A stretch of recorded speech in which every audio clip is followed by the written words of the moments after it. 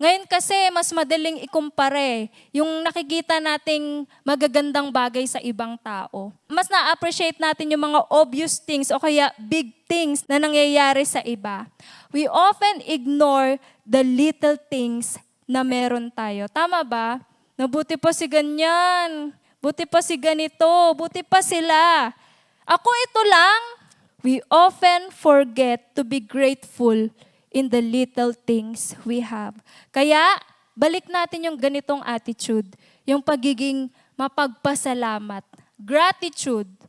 Gratitude is a habit of appreciating the good things, no matter how small it is in your life. And you know, makita ni God na faithful tayo dyan, pararamihin niya yan.